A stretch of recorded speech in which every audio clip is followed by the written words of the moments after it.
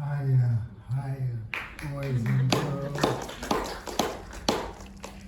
Patricia Caspers and Annie Stenzel are press mates. They're both published by Kelsey Books, and they're each other's poetry bestia, which is actually a Romanian word, but it means essentially they're each other's poetry animal.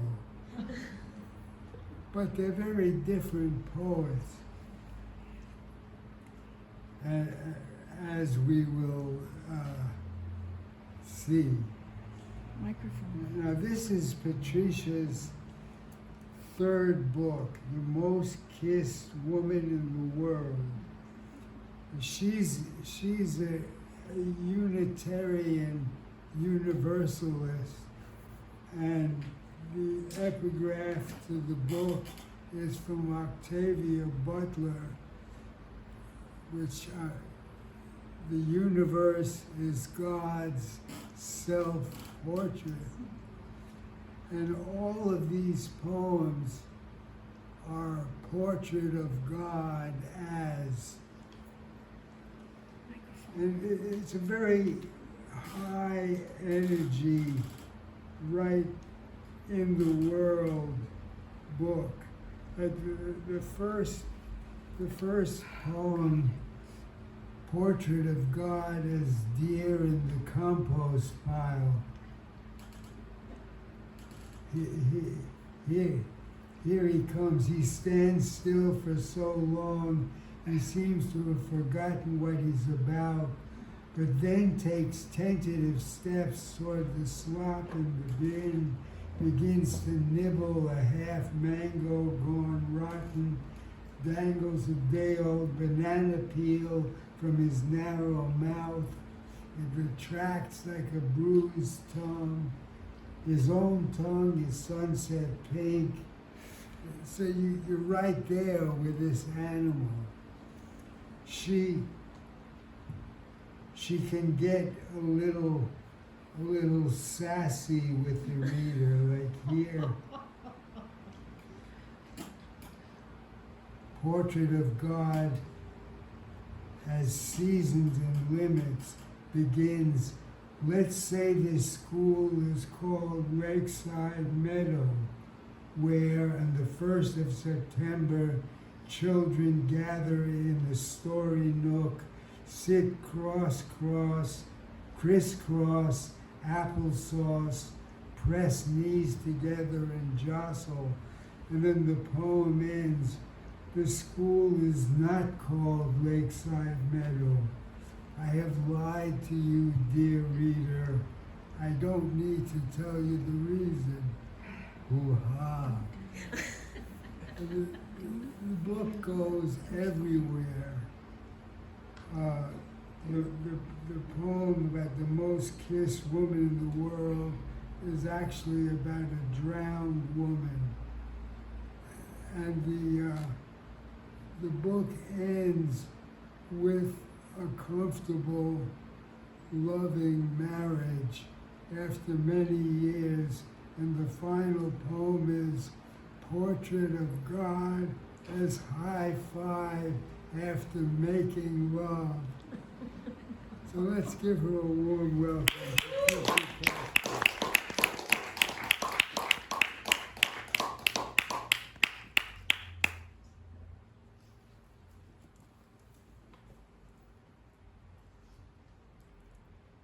Thank you all for being here.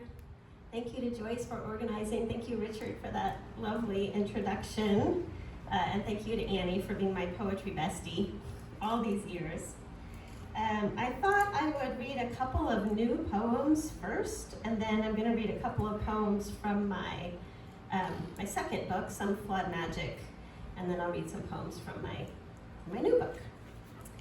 So this poem is called, this is fairly new, it's called Letter Written from the Other Side of Town. And I should say I live in Auburn, California, which if you're not familiar, it's in the foothills between Sacramento and Tahoe. So if you go to Tahoe up 80, you probably know it for Ikeda's pies. Yes. Letter written from the other side of town. Elders say salmon, say steelhead, swam upstream in the ravine where we once chased water skippers, captured pollywogs.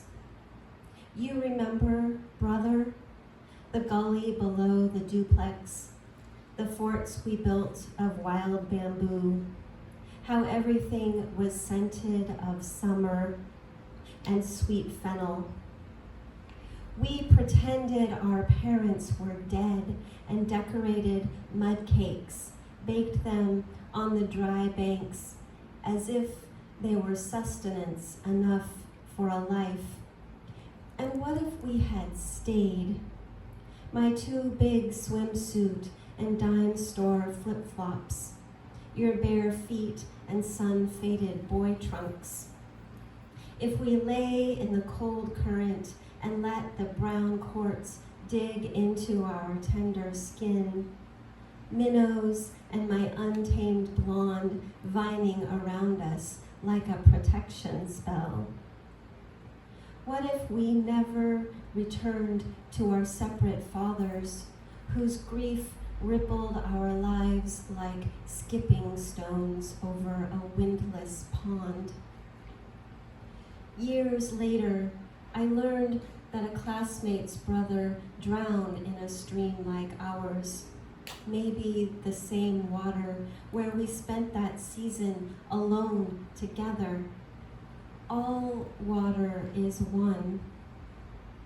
What if you had never hurt me? Stream by stream, the elders plant alders, uproot bamboo and Himalayan blackberry, collect broken glass, bottle caps, and plastic grocery sacks, crowding waterways with their need. And did I hurt you? This poem is apology only if you read it. And forgiveness is a rope swing over a shallow stretch of river I can't let go. One day the salmon and steelhead will travel these waters again, the elders say, but not in their lifetime, not in ours.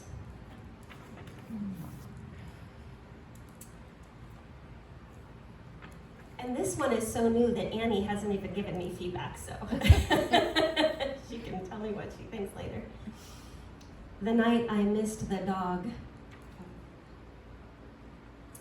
Weeks after I asked my mother to choose between her children, knowing she wouldn't choose me. That summer night, air like cobwebs on my skin, I missed the dog. Gray boxer, mid-lane on the lampless highway. I sped the curve, braked hard, and flipped wrong against the hill. Earlier, it was the other side of a quiet midnight as I left a boyfriend's house in the woods and thought I saw a different dog. But I stopped slowly that time as she sauntered across the street, her tail like a long golden length of rope, teased my headlights. The night I missed the dog, that other animal was not a dog, but a cougar who passed through the light. I couldn't stay. I was afraid of cars that might not stop for my wonder. The screech, the violent odor of rubber and asphalt. The night I missed the dog, the boyfriend and I in his room before, his paws under my shirt as his parents tussled with sleep on their side of the wall. The nights I spent in boyfriends' houses, bedrooms, asleep on their couches, all of those kisses, another kind of night that fell over my mother's unchoosing. The night I missed the dog and broke the car on the 2-lane highway, I was not driving home, but to the house of a friend whose parents let me stay when I wanted to feel safe enough. They were waffle-scented mornings, They asked after my homework. That night with the dog, the boxer, there was a puddle of yellow from the window of a house up a long black-blue gravel drive, and I walked there. The dog followed, silent. We knocked, and two deeply stoned men grumbled, the door ajar, gave me a cordless phone. The night I missed the dog, their dog. He curled on the rug and slept, disinterested in his aliveness. The phone was in my hand. The night I missed the dog, I called my mother. She arrived with her roadside assistance, a bargain on her tongue. The night I missed the dog, my mother drove me to my temporary home, warned me to be careful. The night I missed the dog, I thought of the mountain lion. Before I pulled away, she leapt high and perched atop a rancher's fence, watching the farther field as her tail flicked in and out of a question mark. So this is my not for resale copy of my second book, Some Flawed Magic, which was actually the first book I wrote, and it was it began as my thesis when I graduated from Mills College. Rest in peace. Let's see. Okay. So my birthday is in November. It's my favorite day of the year. I think everybody's birthday should be their favorite day of the year. And this poem is called Bargain. Bargain. What I want is an autumn parade, a smack-dab November hoopla, marching bands, jazz dancing, it don't mean a thing, up Park Avenue, while clowns cartwheel through harvest leaves, and unicyclers toss candy, already melting in the dusty rain. I want confetti and me atop a fairy tale pink frosted cake, my tiara at a jaunty angle, my hands kiss waving at you, the only bystander, fluttering your happy birthday flag in the dry California wind. What I want is my name, trailed behind airplanes in sparkly fuchsia letters big as sunshine against the overcast, slow swagger toward winter sky. And after, I want a surprise soiree where fountains pee ginger ale and waiters in black jackets carry crudité and tapenade, and all the people I love cheer when you play solo harmonica in the ballad you've written just for me. I want to go back to plump with summer, June, take the driver's seat, take the stash from your pocket. I want you alive. I want this to be the year you call on the anniversary of my birth and say, I remembered.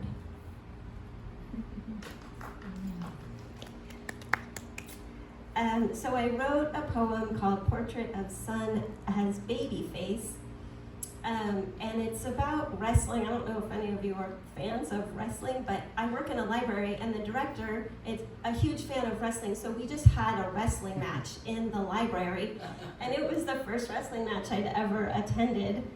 It was very dramatic, so I thought I would read my poem. So if you're not familiar, the baby face is like the protagonist in wrestling. When life puts you in tough situations, don't say, why me? Just say, try me. Dwayne Johnson. Your son is braced to body slam. He roars. No tale of woodland night, no cup of dice, cartoon, warm slice of pie, or plane in flight will shift his torso's quick trajectory. Your tender caring fills him now the way colostrum filled his infant belly sweet.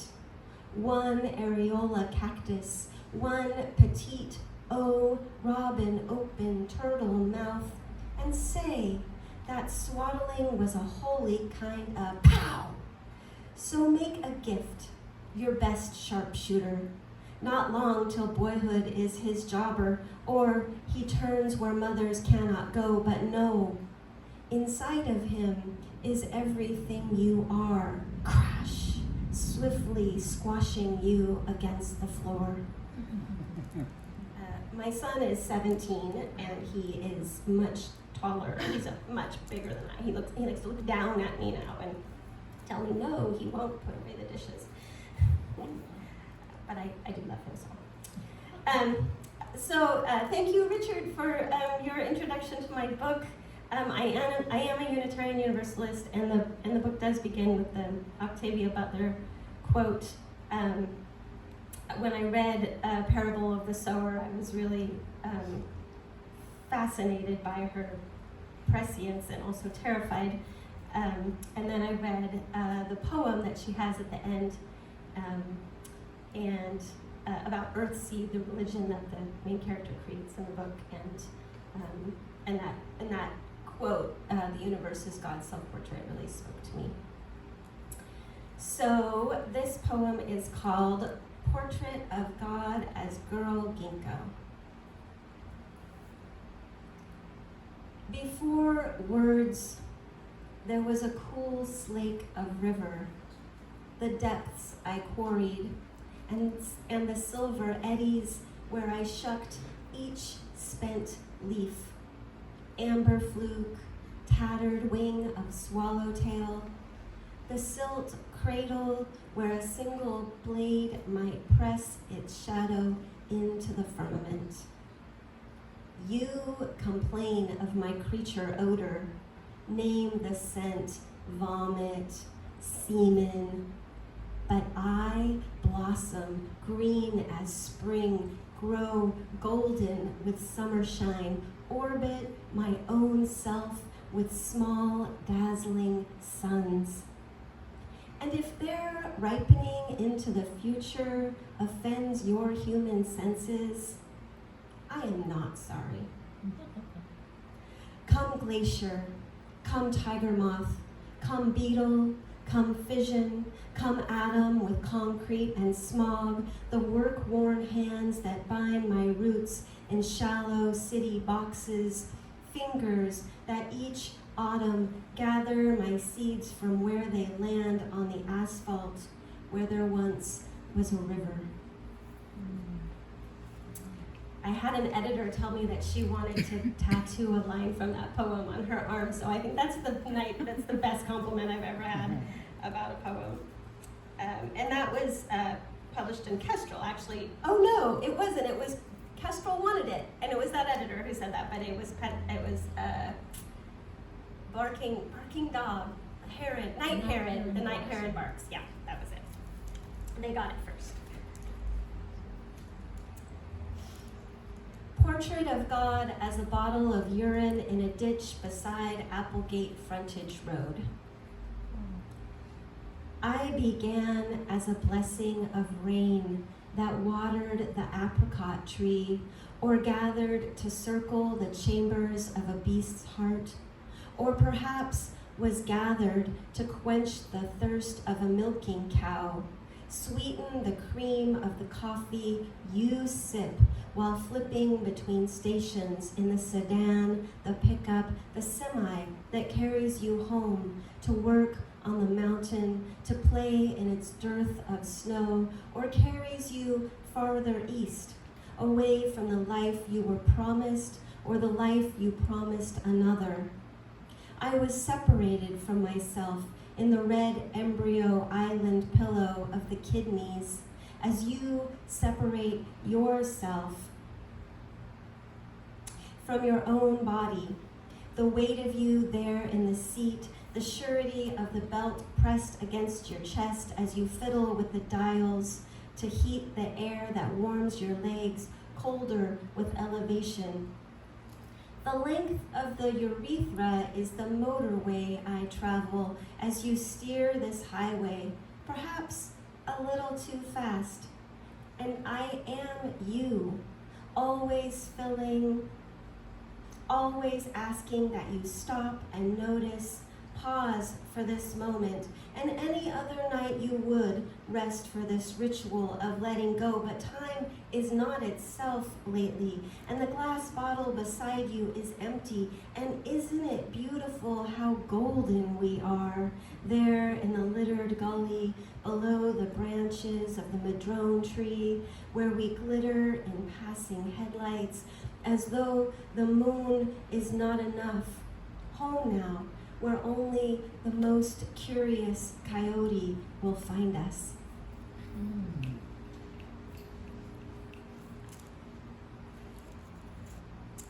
And Richard mentioned the most kissed woman in the world.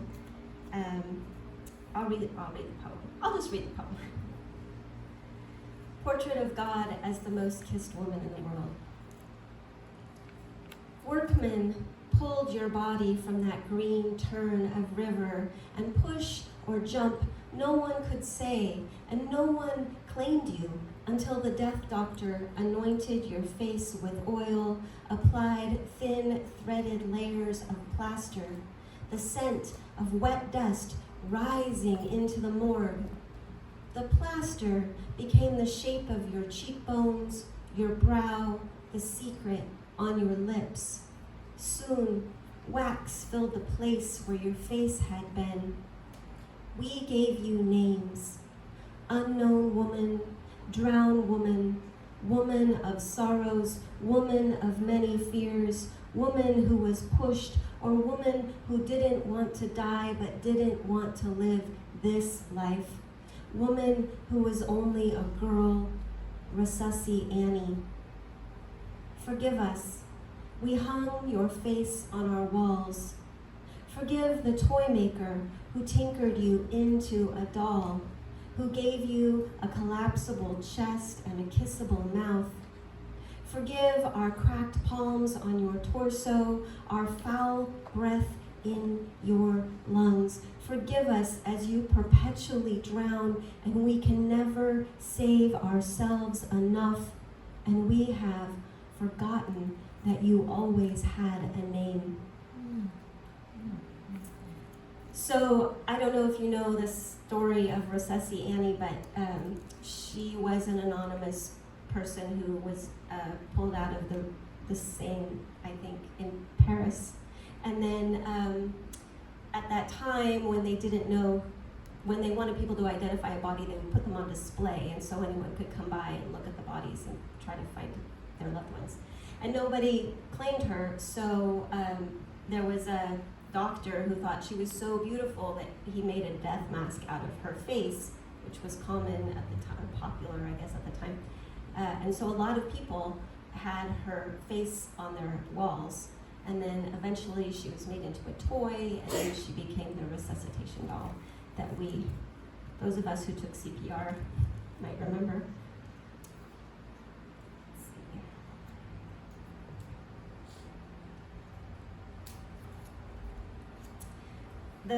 My book is divided into 3 sections, and this section has an epigraph from Rumi: "There are 100 ways to kneel and kiss the ground."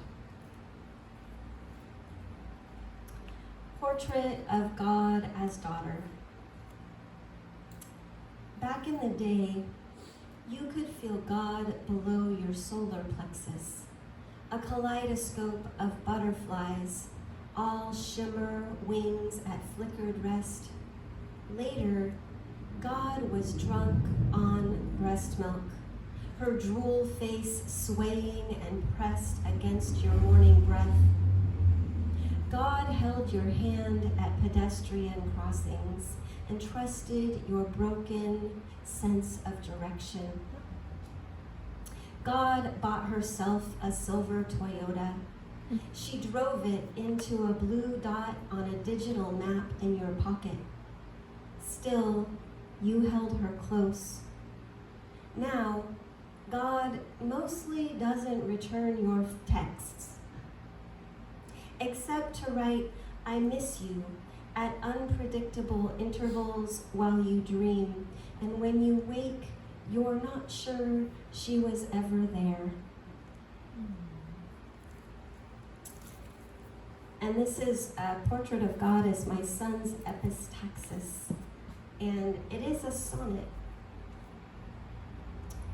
A chickadee's egg, speckled ruby. Or, no, a bathroom sink splattered but bloody. When tweezing fine hairs, I lean close to the mirror. Instead of my chin in the glass, a carmine smear. The hardwood floor at dawn, chart mapping Jupiter where it goes. A shower curtain, once pastel, now watercolored brown. The tissues trashed, a miniature murder scene in snow. Each day my son breaks a rule to which I have been bound.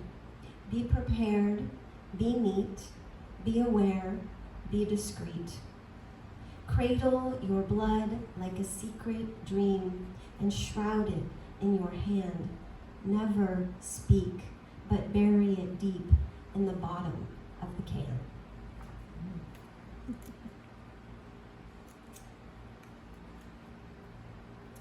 Portrait of God, well, I should say there are some poems I write and then I share them with my husband and then I say, how would you feel about this poem being published? And he says, well, you know, it's true. And then it gets accepted for publication and I say, how do you feel now about the poem being published? And he says, well, all right. So this is a couple of those poems. Portrait of God as lovemaking in the time of pandemic. Weeks after the fever passes, and still I won't press my lips to the silver stubble below your tender ear. You, showering while I brush my teeth before the steamed mirror, won't swish away the flowered curtain or call me to the rush and wash to cup my dry body against the clean, warm arch of your back. Weeks of almost kisses, near misses. We're not greedy with our love, no more babies to be made in this old, tired bed, sheets frayed, soft as mouths of moths. And then the night, your rough palm on my hip bone, and I'm reeled from dream depths, cool and green, like the flooded meadow where as a boy you cast your weighted line, awake in solitary dark mornings, bass waiting and joyful. We are somewhere between that deep water, ice melt sloshing boat side, forsythia fire along the bank, and here, this marriage, this quiet, the longing hum, somewhere in a swirl of moon silk, star spawn, the stream frogs singing springtime beyond the irises, beyond the bedroom window, and we are forbidden, and we are fearful, and we are dawn sleeping as the sun sharpens its blade over all of our impossible futures.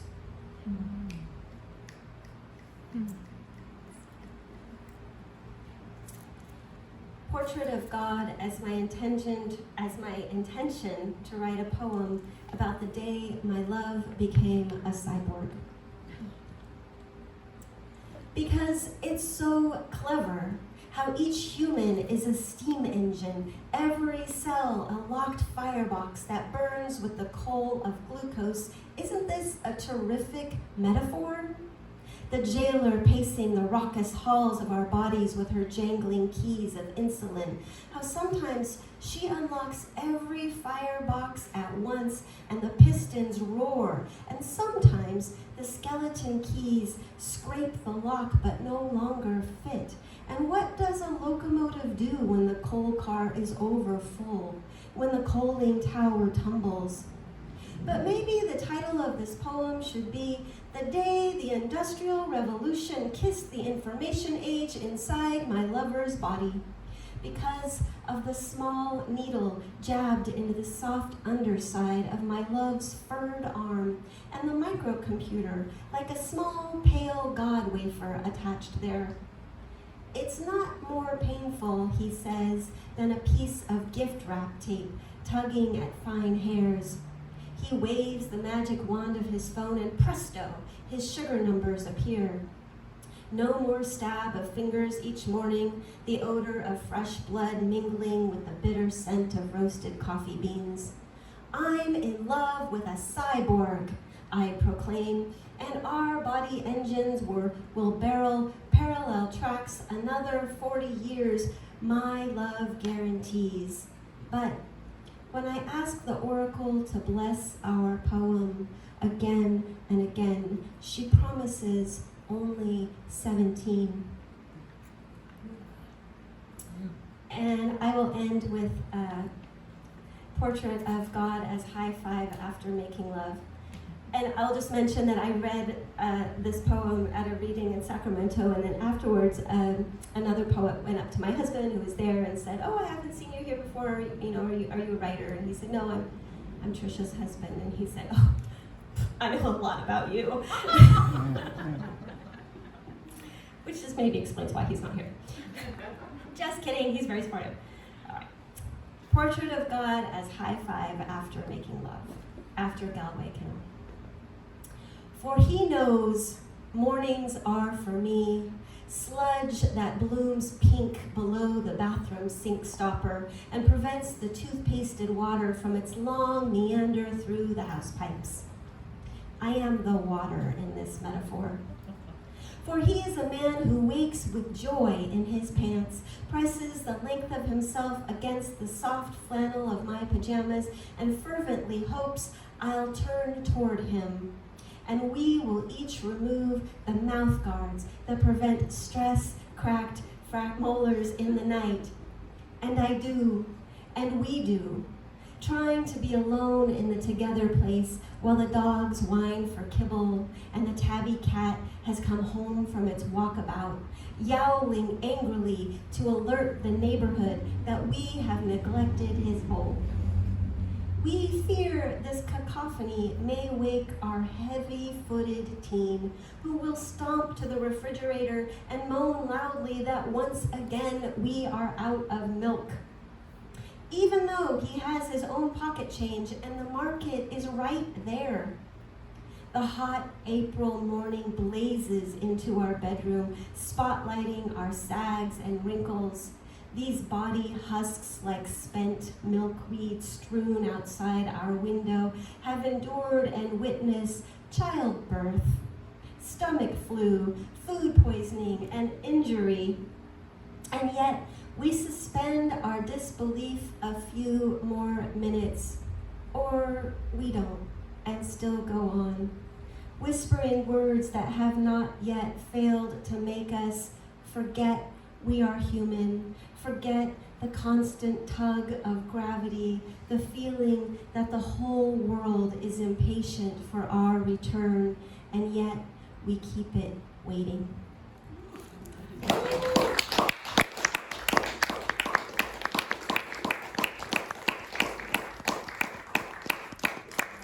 Thank you again so much for having me. Oh, thank you. Richard, use the mic.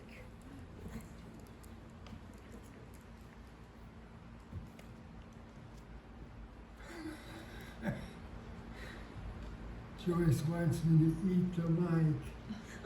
Eat the mic. Patricia Caspers.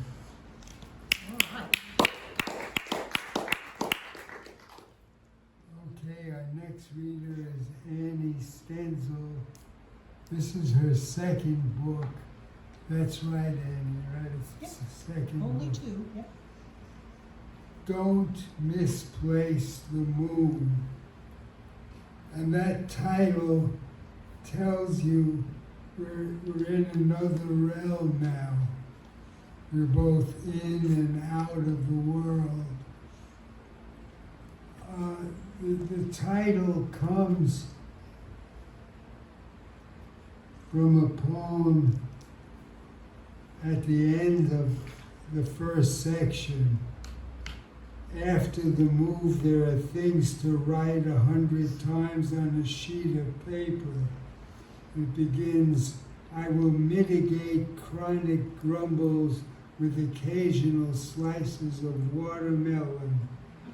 I will acquiesce to opportunities for sudden bliss. And it goes to the other side of the page, and these are things. I must not pave a new rut with old regrets. I must not try to exit the wrong door. And the poem ends, I must not misplace the moon. So Annie's poems are events in language. And the poem right next to the one I'm quoting from, Come cup of tea and bid me write morning, expresses the whole deal, or not the whole deal, but what we're going for here. Every day a portal opens, only to snap closed, catching part of me. A camera shutter, a piece of origami folded with more passion than skill. Every day, one of the words snipped out of a mind teeming with words. Ah, listen, how often language rings me like a sympathetic bell. So let's give her a warm welcome, Annie Stenzel.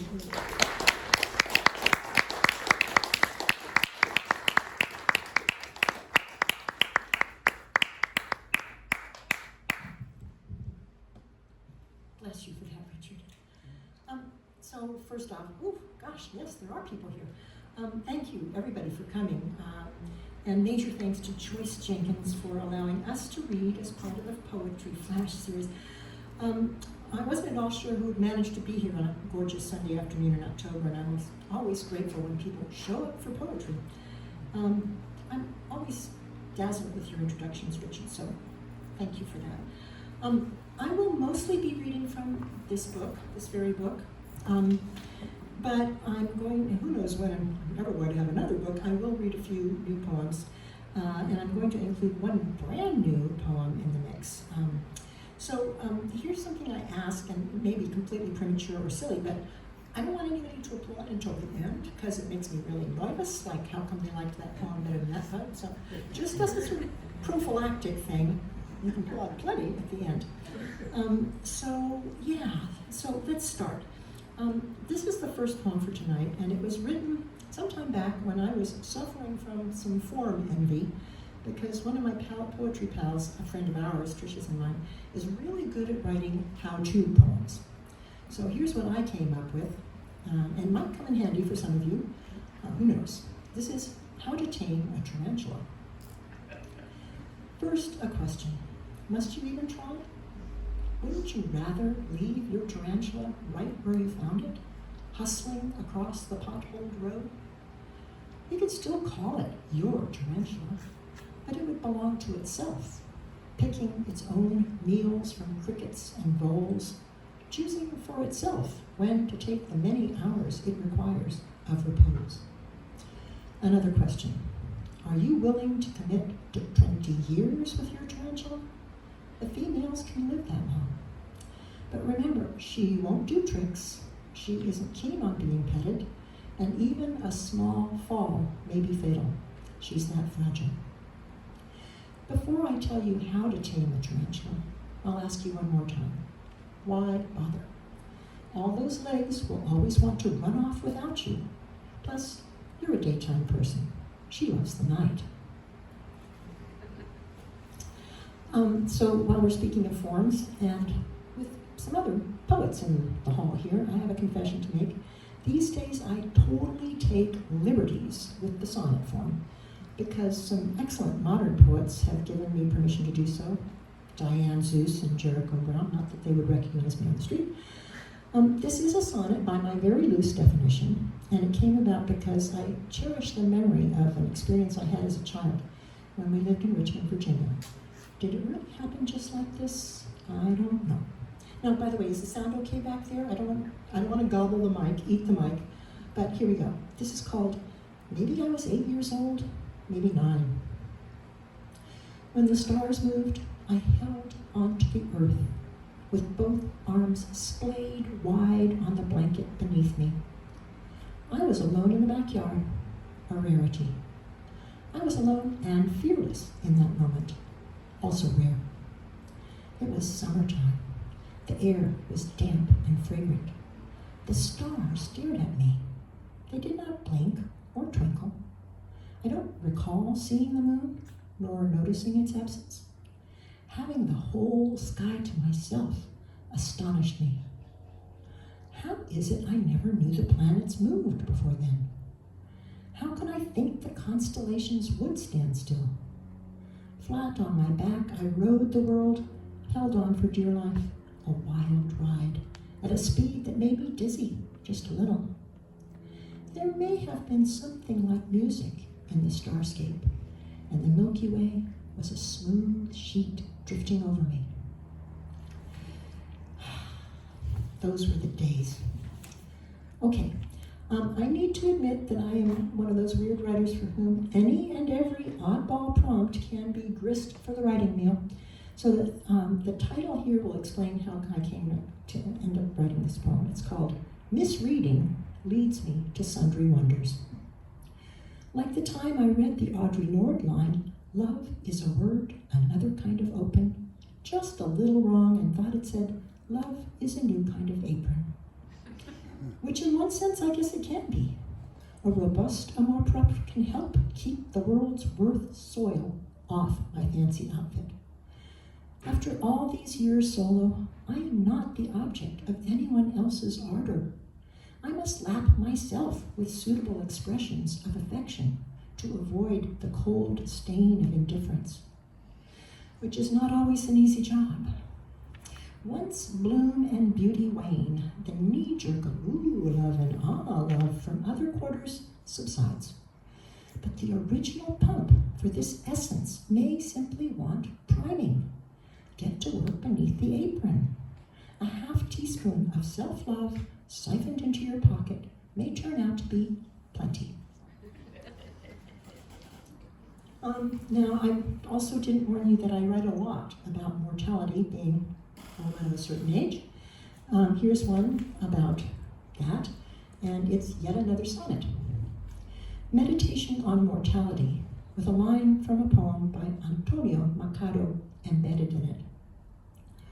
When you are young, there is no such thing as death, other than the death of days celebrated by scarlet sunsets, or the death of leaves deliberately put before you in technicolor.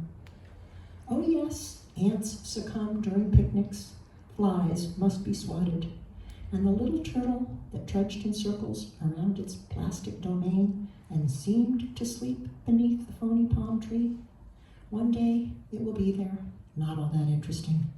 The next, gone. But at a given moment, the scenery will change, as though behind the curtain during a pause at the opera. The great aunt you hardly knew will be described as having died. It turns out, traveler, there is no road. The road is made by walking.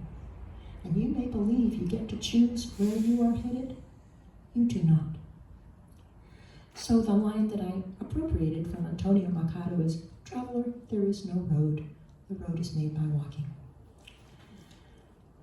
So I will read this poem that Richard's alluded to, prefaced with the fact that I am not and never will be a homeowner unless I win the lottery, which is unlikely. So as a renter 3 years ago, I had to move even though I did not want to. I had to abandon the most excellent neighbors on the planet. I'm not someone who relishes moving. The whole process was definitely food for thought, though, and I did get a few poems out of it. I like this one. And there's a reference in the poem to one of several books by Pema Chodron that have been of use to me over the years. So this is after the move. There are new things to write 100 times on a sheet of paper. I will mitigate chronic grumbles with occasional slices of watermelon. I will acquiesce to opportunities for sudden bliss. I will recite the name of friendly new neighbors, their pets included. I will quell the urge to hang wet sheets on a phantom clothesline. I will keep comfortable with uncertainty close to hand.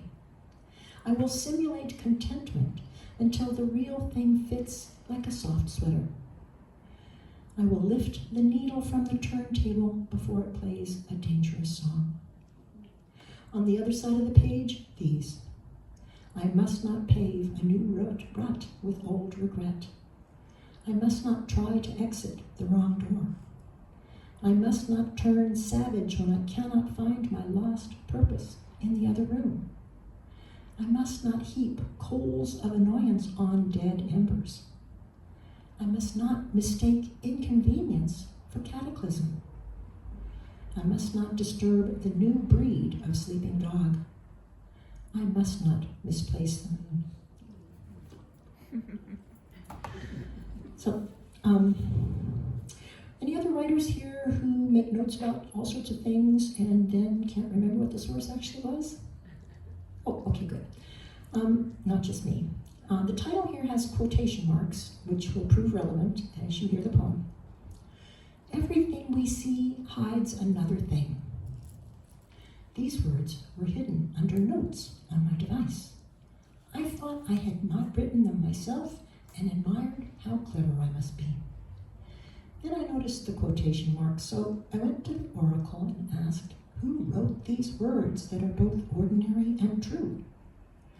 When the answer came, it was, of course, the artist Magritte. I was aghast.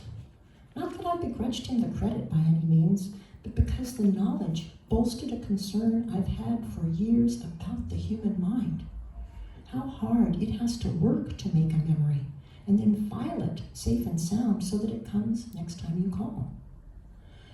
I had an aunt who told me more than once. She feared her mental faculties would fail before her antique body took her down. And then they did, leaving her stranded, abandoned by the capacity that builds a story block by block, bolts its components invisibly to beams that will not shift. Everything I see hides another thing, and so I write, hopeful that words will steer me through the labyrinth I entered unseeable years, uncountable miles ago. Now I am going to interrupt. All of these came from the book, but I can't flip pages. I'm terrible with flipping pages, and I can't read as well because tiny font, even with glasses. So, hence the pages here loose. I'm going to interrupt them for a tiny new piece, more of a sort of amuse-bouche than a whole poem, that was actually written a couple of days ago. So I'm a fan of the poet Andrea Cohen, who I think read here or for the Flash a while back. In her recent book, she has a bunch of itty-bitty poems, and so I have stolen a leaf from her book, not literally, just metaphorically. The title, which is almost longer than the poem itself, is the headline for an article that was published in NASA's website. And Bruce, this poem is the one for you. You'll hear why. In Odd Galaxy, NASA's Webb telescope finds potential missing link to first stars. Sometimes, when the mystery of the universe is too much for me, I just whisper, physics, which seems good enough for now. The exclamation point after the word may be silent, but I know it's there. Physicist in the house is why. Not astrophysics, but anyway. Another from the Department of Slightly Unusual Prompts. This poem came when a woman I barely knew at the time used this phrase when I was whining about some unpleasant thing that had happened to me. And at the time, I didn't realize that she herself had borrowed the phrase from Bruce Lee. So we're just all over every place here now. Summoned with a deep bow to Bruce Lee. That's when she said it, be like water. Or maybe it was, oh, Annie, just be like water. And I wanted to then. But water behaves or misbehaves in all sorts of mysterious ways. Ocean water alone does a dozen different things before breakfast. The Mississippi is a different creature from the Nile. And what about ice, which is absolute water? Or water forced by a massive dam to drown a canyon? That's one thing. The runoff after helicopters dump scooped up water on a wildfire? Another. Or maybe she meant a forest pool, quietly hosting water striders. Well, remember how shocked we were in science class to find out the human body is 60% H2O? I'm already a quick cascade downstream. Now, if you've known me any amount of time, you know I'm keen on birds, and I'm a little surprised that I haven't written very many poems about them, but this one kind of came to me because I was thinking of that odd thing you see in bird books that's supposed to help you sort of mnemonically remember what a bird is. Like, they tell you that the call of a barred owl is, who cooks for you? Who cooks for you? Now, which, opinions differ. This is in the forest birdsong echoes. How can I, is not what the songbird said, but something similar. Who were we who set out on a day, on a walk through the woods to another new place? How is it we thought the forest and the trees were part and parcel, part of this, part of that, part of why did you? In the forest, trees, and the trees see only themselves and not the forest or the birds. The eyes of most songbirds look to either side rather than forward, but the eyes of birds that have died look up and see nothing in the forest, where birdsong still echoes.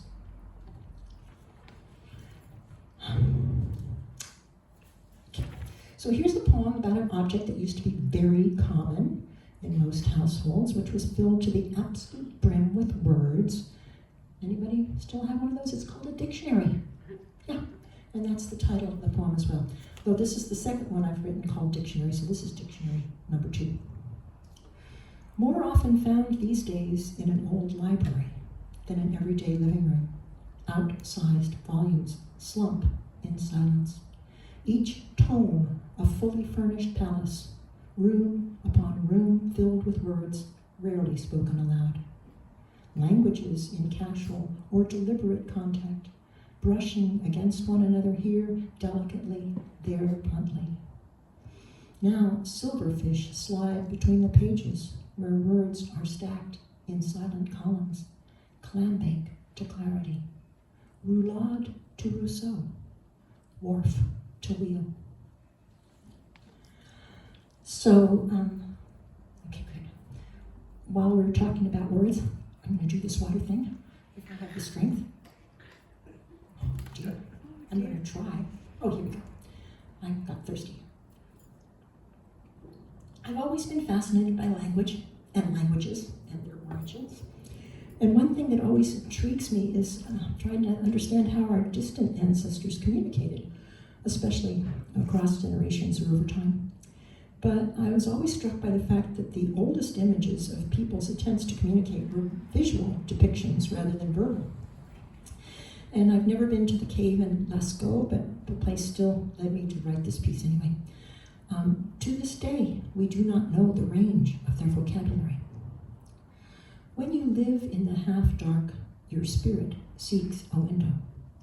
Given clay, your hands shape vessels or figures of your desire. So, on the cave wall, why not place your inky hands to show the creatures all belong to you? Great beasts to feed the hunger of 10 families. Why not draw pictures, each one more eloquent than the one before, more vivid as your eyes increase their skill?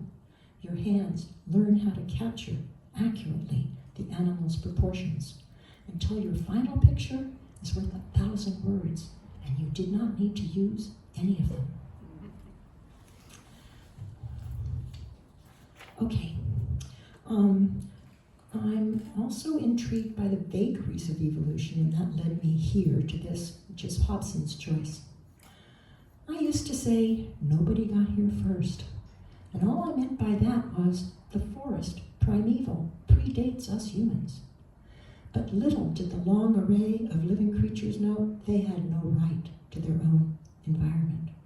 Silly me, thinking of the rights of sycamore, the rights of moving water, a thornbug's or an osprey's or an aardvark's right to live according to some particular weft and warp of nature. Never mind how it all unfolded, stardust, precariat to great heap. Isn't it enough that once there was a time before needless avarice? A tern robs a pelican. The Nile crocodile grabs its meal from a hyena, which robbed it from a cheetah, which brought the impala down. Oh well. How long ago did generosity arrive? Prosocial behavior within a species likely came first, but what happened next? How quickly did we get to Romulus and Remus, raised by wolves, fed by woodpecker? We'll never know the name of the very first swimmer, saved by dolphins, or the elephant who would not drop the log it carried into the trench where a dog was sleeping, despite the mahout's urging. So, over the millennia, perhaps those who flourished were the ones who shared. Perhaps do unto others, including the moth and the mountain tarn, worked well for our foreparents, until it all got muddled. An old cartoon you've surely seen, fish in sizes descending from large to small across the single panel, each fish with its mouth agape, except for one who looks over its shoulder at the following flounder with an expression of dismay. Eat or be eaten. Or eat and then be eaten.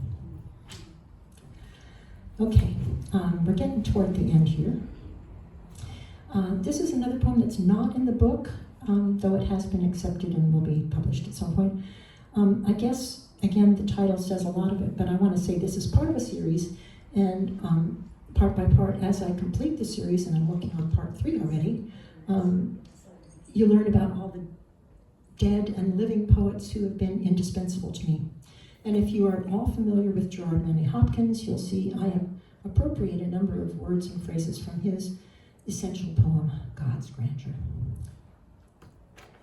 When I say I owe my life to dead poets, I really mean it. Part 1.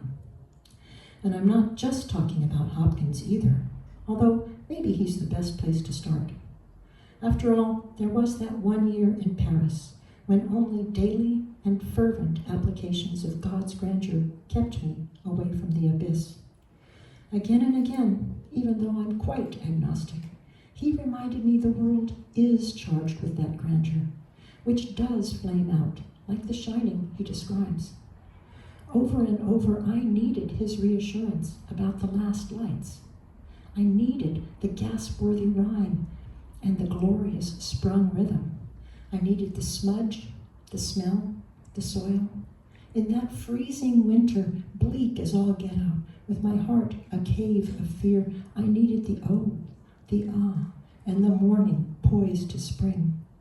I needed even a ghost's warm breast. For certain, I required bright wings.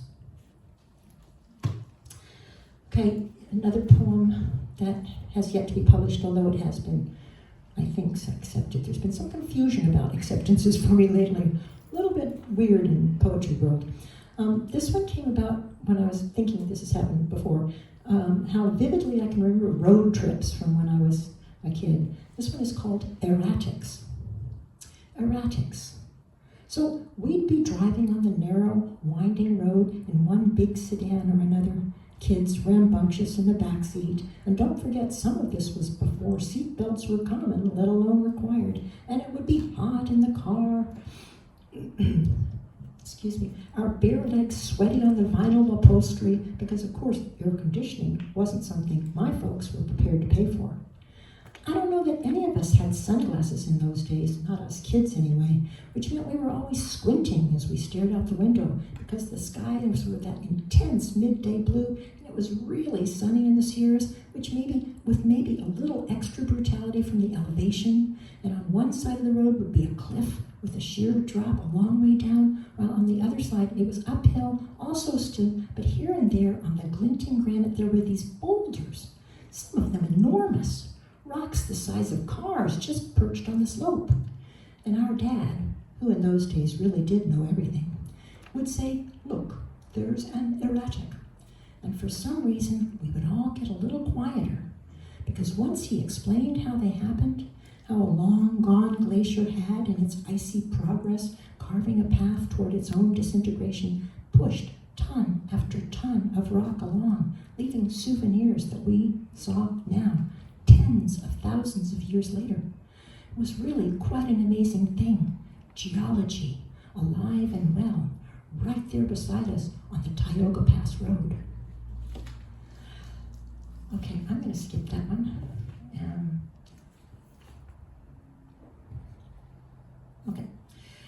Some of my life's wrongdoings still make me flinch, even though they took place a long time ago, but years of flirting with spiritual practices have encouraged me to move closer to acceptance, and maybe that's what put me on the journey that I'm writing about here. Dead end. I was behind the wheel, and there were even signs to warn me where I was headed and to propose a different destination. And yet I aimed unerringly in the direction of pain, steering by landmarks I could recognize from other journeys down the same road. The location might as well have been labeled, "Welcome to the Desert of Comfortlessness." Sand, rock, mirage. Why am I here? I know there are other deserts where things live, where plants grow, where various beings even relish the heat unwilting. Not around these parts. Pang after ache after throb, each of an unfixed duration. Error is its own exclusive habitat. What makes us wince is the way time sticks to its guns once a mistake is made. No turning back, and correction is not the same thing as not having erred in the first place. Tricky. On this rough route, the terrain might rip out the undercarriage as you travel, trying to get to that place where you didn't do the wrong thing after all. All right, and now we are at the end. And back to questions of mortality and one more sonnet. And while I'm just prefatory saying I'm so grateful to everybody who came here today, even though I realize it's a tad toasty, but we're going to turn the fan on again in a minute. This is carried or buoyed. While I stood silent, smug happy, the horseshoe tipped, spilling all of my good fortune on the ground. Steep, and then the earth grew cheerful. The wide sky drew up each bead of moisture that remained and made clouds, 10 kinds of cloud. Beneath them, branches of trees seemed to hear the call to waltz, though there was no music. Under the silence, a whisper, as if bliss were stirring. Oh, so to share my good luck was a boon? To lose myself into the earth meant new pools of contentment. Sweetwater springs arose when my senses acknowledged the dazzle. Have I not always known I am only a vessel? I carry what chooses me, and everything in me will be transmuted and restored cell by cell. Thanks, everybody.